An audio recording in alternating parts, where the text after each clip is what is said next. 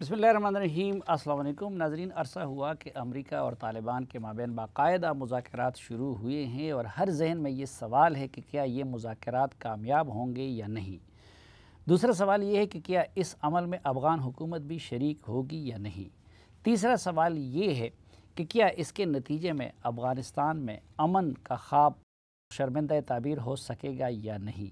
और उससे मुताल्लिक़ एक और सवाल ये है कि इस मुज़ाकराती और मुफ़ाहमती अमल में पाकिस्तान का किरदार क्या है और अफ़गान उसको किस नज़र से देखते हैं। आज के जरिए में इन तमाम बुनियादी सवालों का हम जवाब तलाश करने की कोशिश करेंगे।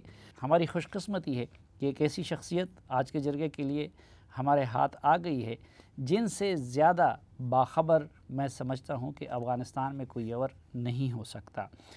पाकिस्तान में अफ़गानिस्तान के सफ़ीर की हैसियत से उन्होंने गुलबदीन हिकमतयार और अफ़गान हुकूमत की मुफ़ाहमत में भी कलीदी किरदार अदा किया था। तालिबान और अफ़गान हुकूमत के दरमियान भी इनफॉर्मल राब्ते उन्होंने इस्तवार किए थे। अफ़गानिस्तान के साबिक़ वज़ीर ख़ज़ाना रहे हैं, कई दीगर वजारतों के भी इंचार्ज रहे हैं।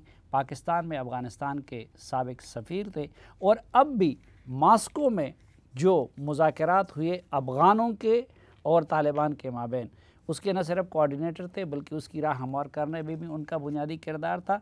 और अब जबकि अफ़गानिस्तान से एक और डेलीगेशन जाने वाला था कतर, तो उसके लिए भी तालिबान के साथ सारी कोऑर्डिनेशन उन्होंने की थी। तो जिरगे में हमारे साथ हैं डॉक्टर उमर ज़ाखिलवाल साहब। बहुत शुक्रिया ज़ाखिलवाल साहब। शुक्रिया। कतर में जो अफ़गान डेलीगेशन का और तालिबान के मुज़ाकरात होने थे वो क्यों नहीं हो सके? It was expected to be difficult. In Moscow, no doubt it was an important first step in intra-Afghan dialogue for peace. And we agreed that the next event in Doha would be bigger and will be more deeper discussion and more inclusive.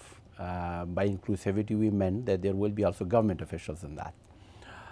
The Taliban position prior to that was very clear about the government, that it did not want to negotiate with the government. But in Moscow, we did facilitate that government officials in their private capacity will take part.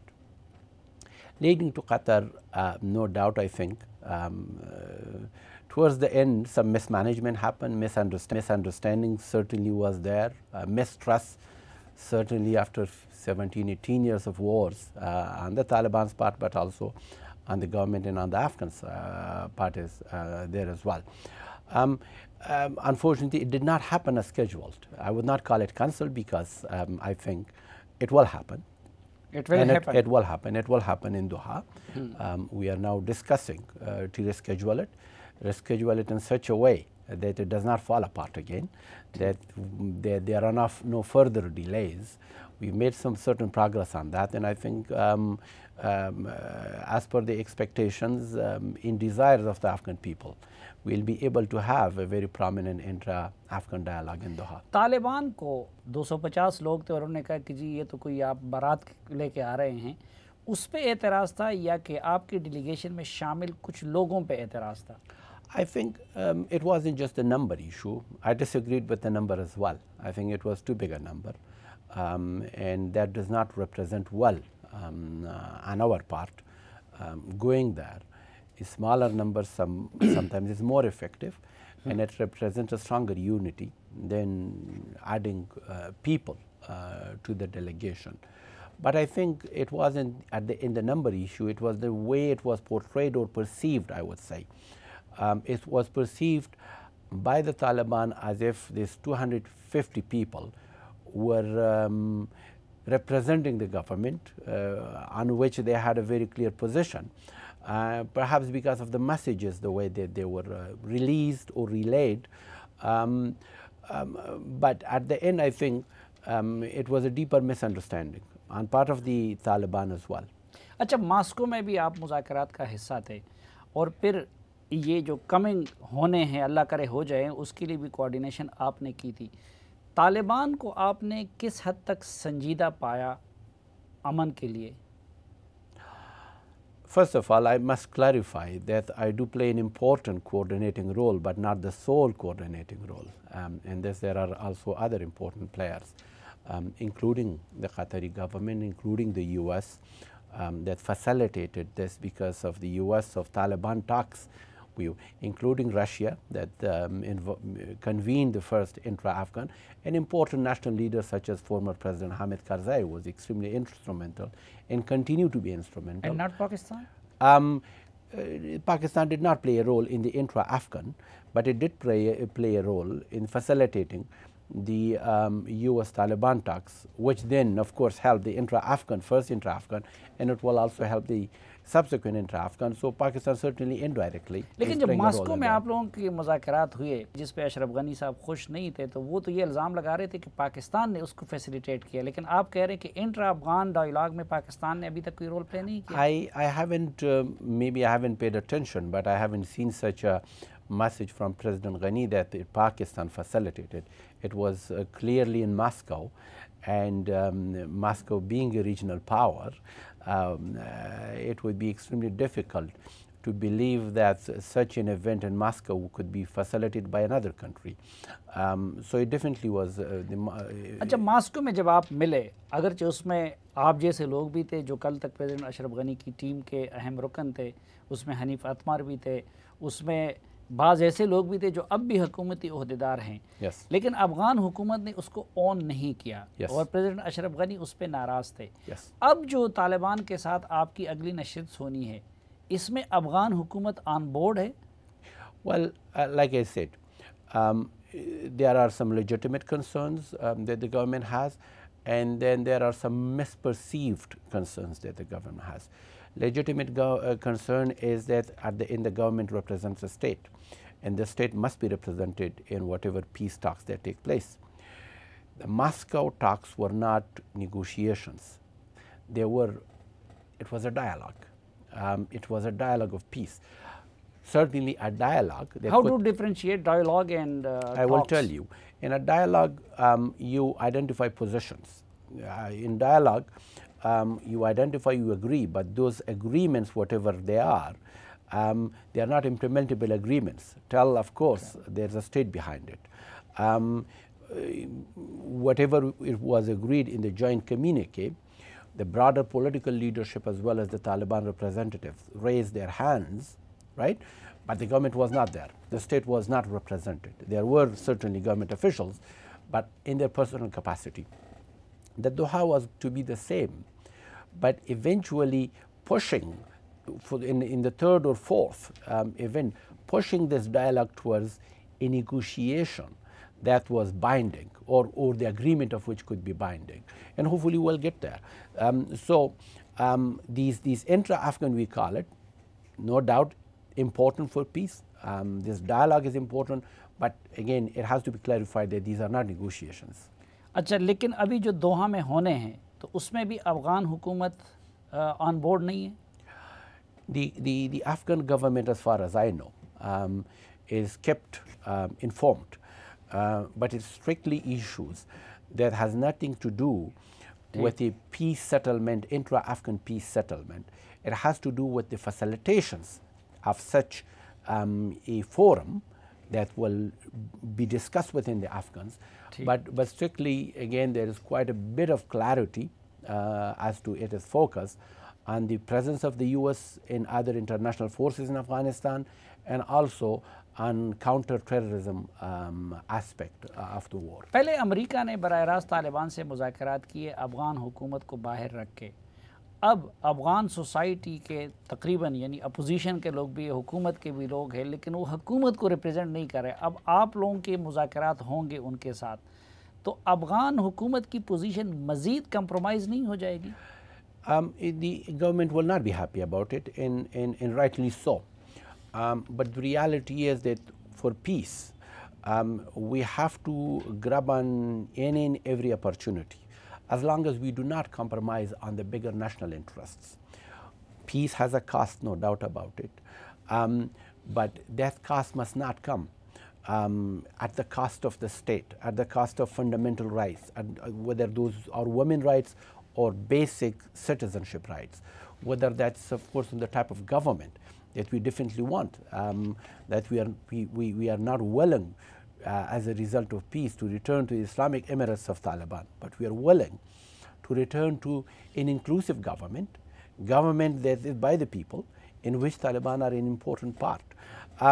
So with the Moscow, no doubt, government as the representative of the state was not present, but at the end, peace is not only the domain of the government, it belongs to every Afghan and the political leadership as well. And even if the government on its own negotiates, it has to sell it to the political leadership, it has to have political backing. And if political leadership already is included, so that's a good thing. And then the inclusion of the political government, or the discussion of the political, facilitates the inclusion of the government. So it is reversed, but still at the end it's the same objective, and I think it becomes stronger. लेकिन इसकी क्या guarantee है? आप लोग तालिबान तो अपनी setup के representative है, आप लोग अगर उनके साथ किसी एग्रीमेंट तक पहुंच भी गए, लेकिन कल अगर अफगान हुकूमत उसको ना माने, तो इसकी क्या गारंटी है कि जो मुफाहिमत आप और अब तालिबान के माबैन हो जाएगी, उसको अफगान हुकूमत तस्लीम करेगी? First of all, I have to repeat what I said earlier, that if there is no government, there is no negotiation. There is dialogue. There is agreement on positions, but those agreements are not implementable positions till the government comes in and becomes part of it. But once, first of all, we do hope that the government in the next intra-Afghan will be a significant part, that there will be a big number of government officials participating in that. We hope that. And out of that will come agreements on the positions with the Taliban, which will make it easier for the government. The government doesn't need to go and consult, because already the political inclusion is there in that negotiations and that position. So it will be just easy for the government to accept. For the government not to accept, then it will be going against the wishes of not only the political leadership, but also going against the wishes of the general public, who definitely want peace. But a peace with dignity, a peace with certain criteria and certain sort of conditions that they assures them the sustainability of it, but like I said, the fundamental rights and freedoms and the consolidation of achievements that we've had in the past. अच्छा, आपके और तालिबान के जो मुज़ाकरात हो रहे हैं, या America और तालिबान के, उसमें किन ऑप्शंस पे बात हो रही है या हो सकती है? You see, there are public statements and then there are private negotiations. In public statements, you have to have stronger position. Taliban, there is still war going on in Afghanistan. Taliban need to mobilize their fighters for war, and the Afghan government needs to mobilize its soldiers for war. And right now, with a war, you have to give them a cause of war. So you have to have really strong positions, public positions. But those public positions are not necessarily non-negotiable. Certainly with peace, there will have to be give and take. There will have to be a give and take by the Taliban. There will have to be a give and take by the government. उसमें अबूरी हुकूमत का और constitution में तरमीम का option भी है? Again, there's been no, even within the position of the government, no, the discussion on constitution is not a red line. Constitution is not a word from God. Constitution, even if there's no Taliban, every constitution already has deficiencies and is subject to review and discussion.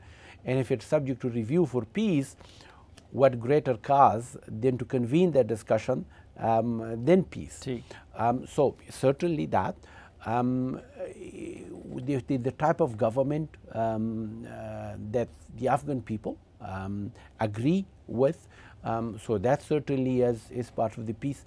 And if for peace, interim government, if that's what it dictates, it doesn't necessarily mean, again, giving up on the state, but for peace. But again, I'm not going to speculate on it, but what I'm saying is, it is up to the negotiations, which had not happened, in intra-Afghan negotiation within Afghans themselves, to agree whether they want to go directly to the election, or maybe have a first step, something else, and then to the election or to some other type of government. तारीख में पहली मर्तबा अमरीकी हुकाम Donald Trump سے لے کے زلمہ خلیلزاد تک پاکستانی کردار کو سراہ رہے ہیں.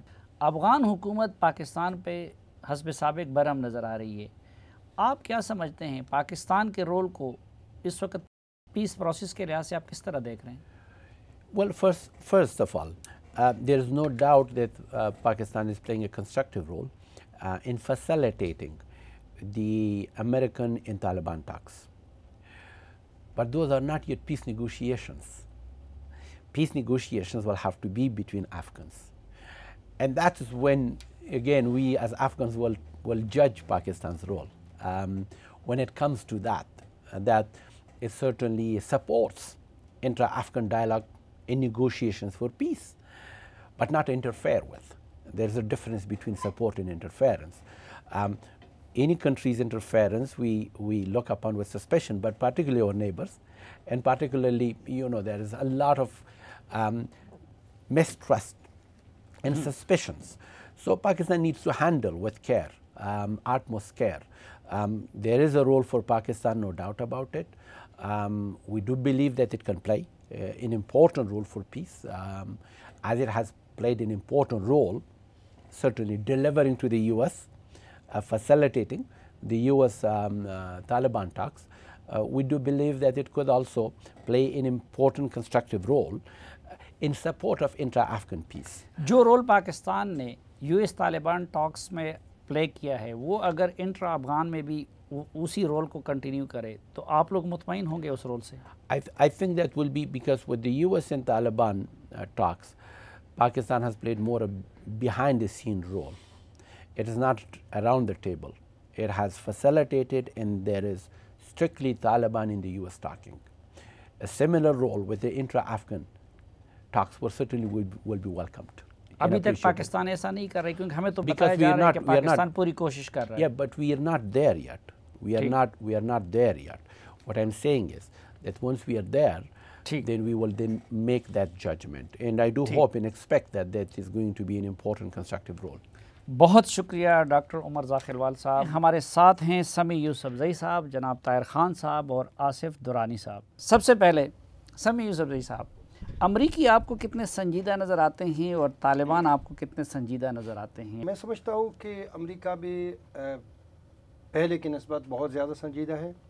طالبان بھی اسی طرح، وہ بھی مذاکرات ٹیبل پہ ہے.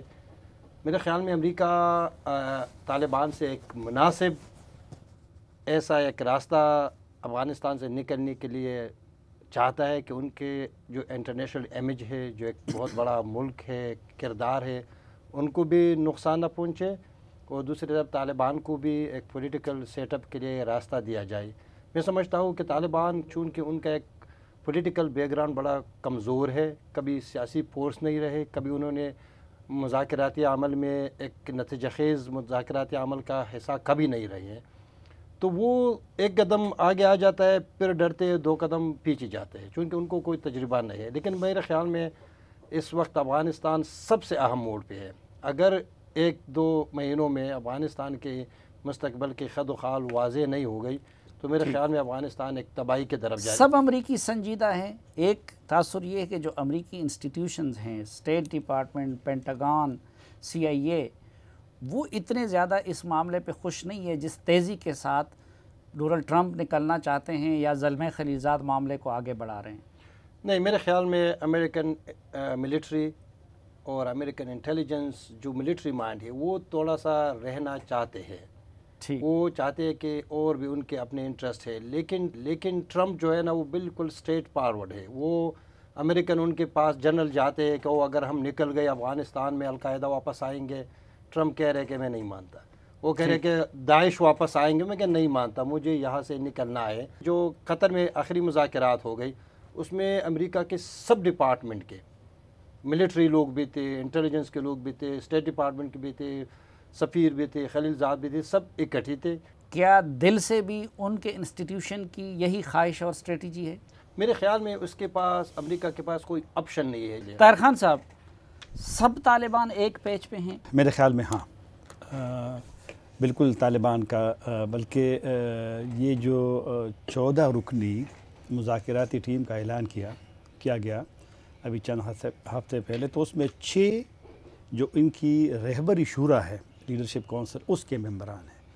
تو اس سے اندازہ ہوتا ہے. اور پھر ملا عبدالغنی برادر کو جو سربراہ بنایا گیا یہ ایک پیغام بھی ہے اپنے ملٹری کمانڈرز کو جو وہاں جنگجوؤں کو کہ مذاکرات میں طالبان سنجیدہ ہیں اور مذاکرات ایک مطلب ہے کہ سیف اور ہاتھوں میں بھی ہے. کیونکہ جو پہلے سربراہ تھے وہ بھی ابھی ٹیم میں شامل ہیں لیکن ملا برادر وہی بندہ ہے کہ جو ملا عمر نے اپنی زندگی میں اس کو نائب بنایا تھا. تو ایک احترام کا رشتہ بھی ہوتا ہے. اور طالبان اور شدت پسندوں میں ویسے بھی ایک روایت ہے کہ جو لوگ زیادہ قربانیاں دے یا سفر کرے تو پھر اس پہ لوگ ٹرسٹ کرتے ہیں. تو میرے خیال میں ہاں تو معاملات ویسے بھی آگے بڑھ رہے ہیں. اب تو ہاں آپ کی بات معاملات آگے تو بڑھ رہے ہیں لیکن حتمی نتیجے تک کیوں نہیں پہنچ رہے ہیں؟ یہ اچھا سوال ہے اور یہ اچھا ہے کہ ذرا اس کی تشریح لیے ہونی چاہیے. 2013 میں جب دفتر کھلا تھا جو بعد میں چند دن بعد بند ہو گیا جب کرزئی صاحب نے مخالفت کی تو صدر اوباما تھے اس نے اعلان کیا تھا کہ میں ایک ٹیم بھیج رہا ہوں قطر. بعد میں وہ نہیں ہو سکا.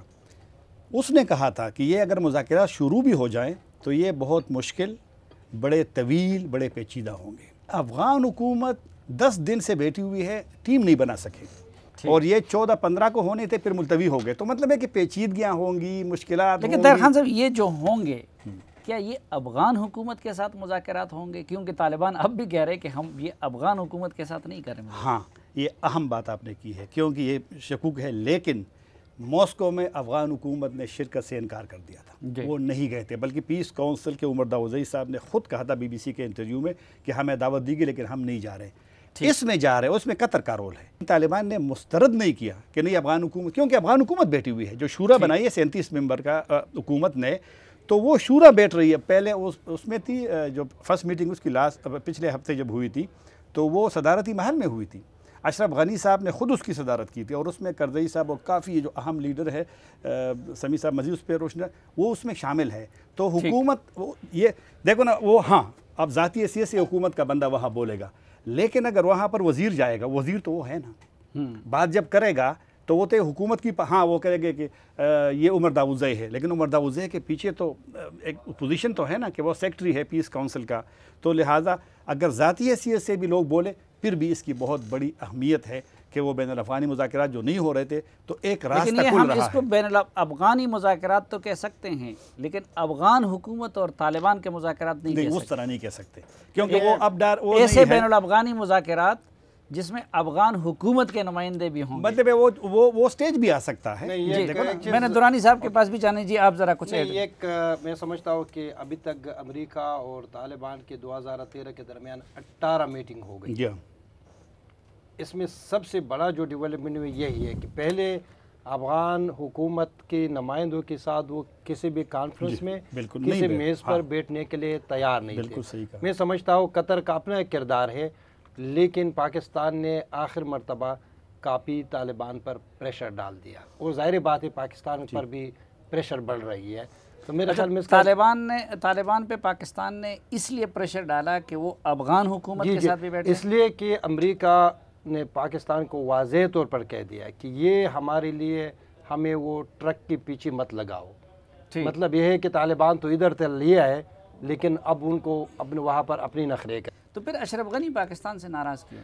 دیکھیں نا یہ ناراضی کا ایک بہت بڑا سلسلہ لمبا سلسلہ ہے. وہ آج سے شروع نہیں ہوا جب سے پاکستان بنا یہ سلسلہ. اس وقت اگر پاکستان ایک پوزیشن میں ہے طالبان تو وہ سمجھتے ہیں کہ پاکستان کی وجہ سے ہے. ٹھیک. آصف درانی صاحب یہ بتائیے کہ پاکستان کا رول کیا ہے؟ پازیٹیو ہے نیگیٹیو ہے؟ پاکستان کا یقیناً ایک پوائنرنگ رول ہے. میں طاہر خان صاحب سے اتفاق کرتا ہوں کہ اس پہ یقیناً طالبان پہ پریشر ڈالا گیا ہے پاکستان کی طرف سے کیونکہ یہ ایک بیزار لاجک ہے طالبان کی طرف سے کہ انہوں نے اشرف غنی حکومت سے بات نہیں کرنی. اس کے کوئی لاجک سمجھ نہیں آتے اگرچہ وہ کہتے ہیں کہ اشرف غنی حکومت جو ہے وہ امریکیوں کی ایکسٹینشن ہے.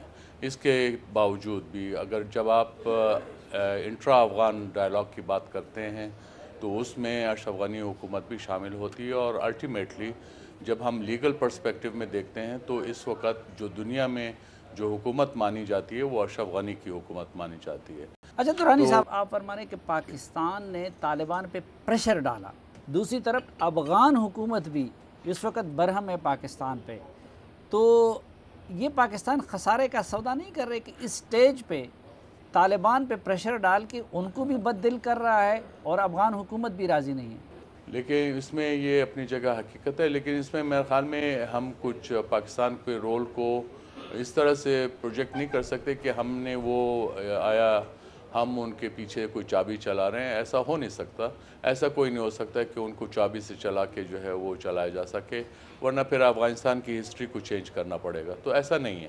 پاکستان کا رول اس حد تک ہے کہ ایک فرینڈلی یا ایک اس فیسیلیٹیٹر کا ہے کہ جس نے طالبان کو اس بات پہ کنونس کیا کہ آپ مذاکرات کی میز پہ آئیں. طاہر خان صاحب، ابھی ہم دیکھ رہے ہیں کہ پاکستان کے اندر بھی بڑا کریڈٹ لیا جا رہا تھا. شروع میں پاکستان کے رول کو امریکیوں نے بھی سراہا. آپ نہیں سمجھتے کہ امریکی اور طالبان نے باہر کر دیا ہے؟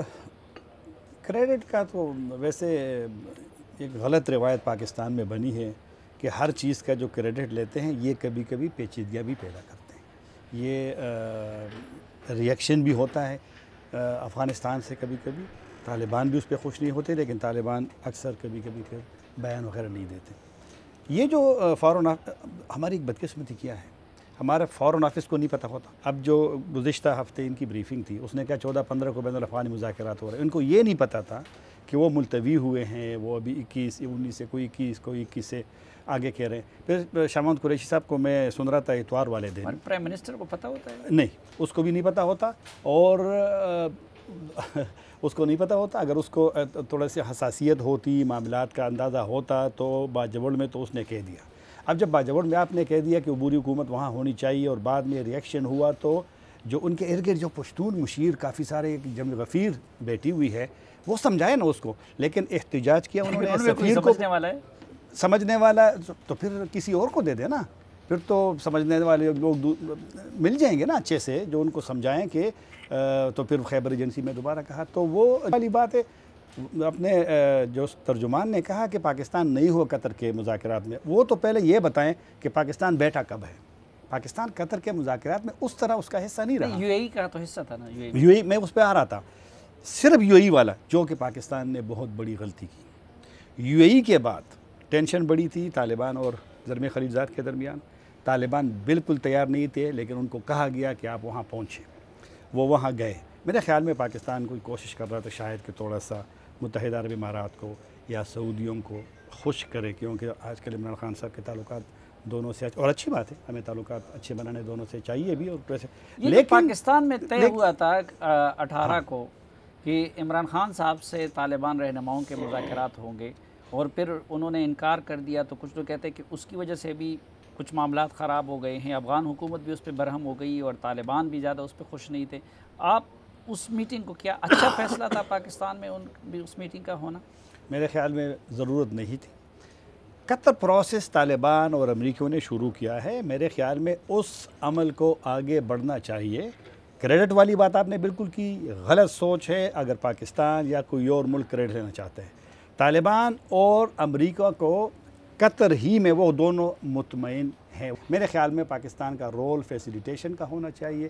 باقی پاکستان کو الگ تلگ رہنا چاہیے ان مذاکرات سے. دونوں کو کرنے دو، اور بعد میں جب رول آئے گا ضمانتی کا، تو طالبان نے خود کہا ہے کہ جب ضمانتی، جب گارنٹر کا رول آئے. لیکن جب افغان حکومت کا بھی ڈیمانڈ یہی ہوتا ہے کہ پاکستان یہ کرے، امریکہ کا بھی ہوتا ہے، ان کا خیال بھی یہی ہے کہ جیسے طالبان بالکل پاکستان کی مٹھی میں بند ہے. وہ غلط سوچ ہے. تو کیسے وہ افغانستان میں جو نیریٹیو ہے، جو بیانیہ ہے، اگر طالبان پہ کنٹرول پاکستان کا ہوتا تو میں تو اکثر کہتا ہوں کہ یہ دفتر پھر قطر میں نہ ہوتا، دفتر کسی اور جگہ پہ ہوتا. اور پھر ایک دفعہ پاکستان نے کوشش بھی کی تھی. ٹھیک. سمی، آپ سے زیادہ طالبان رہنماؤں سے کسی نے انٹریکٹ نہیں کیا ہوگا آج کل بھی، خصوصاً کتنا انفلوئنس ہے ان پہ پاکستان کا؟ دیکھیں، پاکستان کا انفلوئنس کی اگر بات کیا جائے تو کچھ انفلوئنس تو ہے، لیکن وہ انفلوئنس ایسا ہے کہ اگر وہ پاکستان استعمال کرے، پھر طالبان اور پاکستان کے ہمدردیاں یا ایک دوسرے کے ساتھ جو بھی ہے وہ ہمیشہ کے لیے ختم.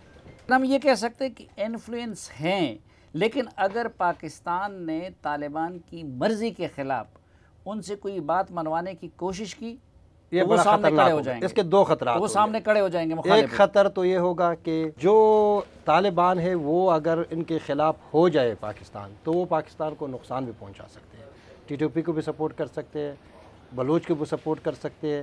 درانی صاحب، پاکستان کو کیا سوٹ کرتا ہے کہ طالبان افغانستان میں فاتح بن جائیں، طالبان وہاں سسٹم کا حصہ بن جائیں، یا کہ کوئی اور شکل بنے؟ پاکستان کے لیے آئیڈیل شکل کیا ہوگا افغانستان کے فیوچر کا؟ صافی صاحب، میرے خیال میں آئیڈیل سچویشن تو یہ ہوگی کہ افغانستان میں امن آ جائے، اسٹیبلٹی آ جائے۔ اگر مکمل امن بھی نہیں ہے تو لیکن اس قدر آ جائے کہ آپ افغانستان ایک وائبل اسٹیٹ کے طور پہ سامنے آ سکے۔ پاکستان کے لیے ڈکٹیٹ کرنا ناممکن ہے میرے نزدیک۔ آپ افغانس کو ڈکٹیٹ نہیں کر سکتے اور نہ کرنا چاہیے۔ ہاں، پاور اسٹرگل ہے۔ اب میں طالبان اور یہ جو ان کے اپوزٹ ہیں، یہ دونوں یہ کوئی آئیڈیالوگز نہیں ہیں، نہ آئیڈیالوجیکل لوگ ہیں، یہ صرف پاور اسٹرگل میں ہیں۔ دونوں 5 وقت کی نمازیں پڑھتے ہیں، دونوں جو ہیں وہ کنزرویٹو مسلمز ہیں، تو لہٰذا یہ کس بات کا زوم ہے یا کس بات کا دعویٰ ہے کہ ہم زیادہ بہتر ہیں؟ بہتر صرف یہی ہے کہ وہ اپنے آپ کو، اپنی طاقت کو، جو 18ویں یا 19ویں صدی کا افغانستان تھا اسی سٹیج پہ اب تک کھڑے ہیں۔ تو لہٰذا پاکستان کے لیے لیسن یہ ہے کہ ہمیں صرف فیسیلیٹیٹر کا رول ادا کرتے رہنا چاہیے، کیونکہ وہ ہمارا نیبر ہے اور ہمارے پاس اور کوئی راستہ نہیں ہے۔ طاہر خان صاحب، تاریخ اپنے آپ کو تو نہیں دہرا رہی ہے کہ اس سٹیج پہ اب ہم طالبان بھی اسی طرح ہمارے مخالف ہو جائیں، ہم ان سے ناراض ہو جائیں گے جس طرح مجاہدین لیڈروں کے ساتھ ہوا تھا؟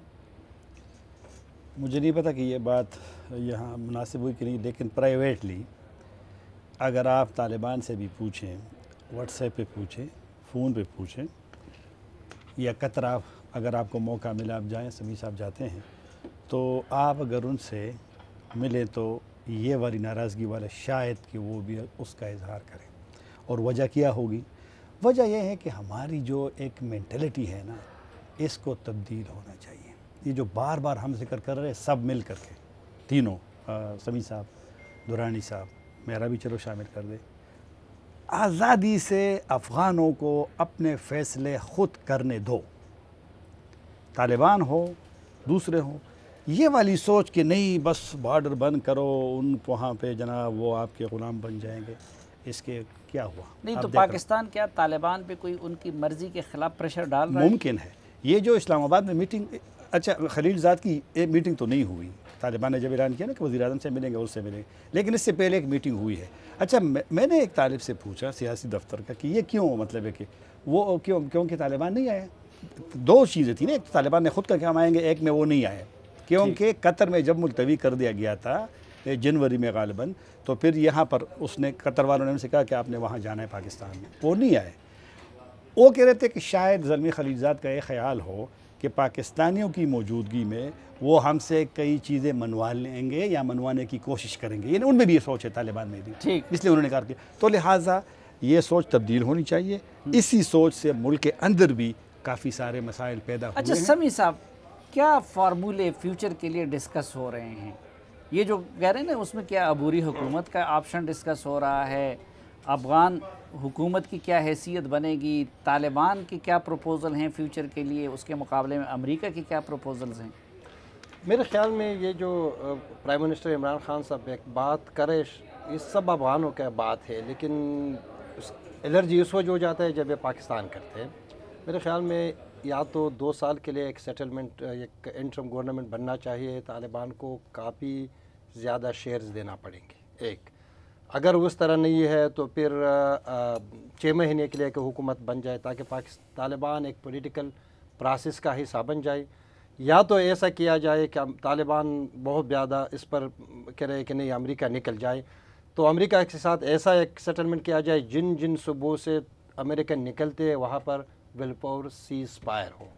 لیکن بدقسمتی سے اس وقت طالبان کا بھی بڑا سخت موقف ہے۔ اس کے علاوہ ڈاکٹر اشرف غنی صاحب کے ذہن میں بھی ایک میرے خیال میں اس وقت جو چل رہے ہے وہ بھی کافی غیر مناسب ہے۔ ان کا یہ خیال ہے کہ بس جو بھی ہو افغانستان کے مرہم پٹی میں ہو، طالبان بھی آ جائے مجھ سے ملے، جس طرح حکمت یار صاحب آیا ان سے ملا وہاں پر کابل میں ہے، لیکن طالبان اور حکمت یار کے فارمولے میں کافی فرق ہے۔ لیکن میرے خیال میں اس کے علاوہ کہ طالبان ایک پولیٹیکل سیٹلمنٹ کے لیے ایک عبوری انتظامیہ کے حصہ بن جائے، اس کے علاوہ کوئی حل مجھے نظر نہیں. انتخابات ناممکن ہے ایسے حالات میں، تاکہ طالبان ایک پولیٹیکل فورس پہ بن جائے، پولیٹیکل پارٹی بن طالبان جائے. کا موڈ اس طرح لگتا ہے کہ وہ پولیٹیکل سسٹم میرے کا حصہ خیال میں بننے اس پہ وقت ان کو سمجھ آنا چاہیے، پاکستان کو بھی آنا چاہیے کہ وہ پرانا افغانستان نہیں ہے. جب طالبان افغانستان میں حکومت کر رہا تھا 4 لاکھ کابل کے لوگ تھے، اب 5 ملین ہے. ان کو یہ سمجھنا چاہیے کہ 21 سنچری ہے، سوشل میڈیا ہے، ان کے بغیر شاید ناممکن ہو. سمیع صاحب مزید بھی کئی سوالات ہیں، آپ لوگوں سے جواب میں لینے کا متمنی تھا، لیکن وقت مزید اجازت نہیں دیتا. ان فیوچر میں آپ لوگوں کو دوبارہ زحمت دیں گے. اپنے مہمانوں کے شکریہ کے ساتھ اور اس دعا کے ساتھ کہ افغانستان بھی اور پاکستان بھی امن کے، سلامتی کے اور خوشحالی کے گہوارے اور حقیقی معنوں میں دوست اور بھائی بن جائیں. آج کے جرگے سے اجازت چاہتا ہوں. اللہ حافظ.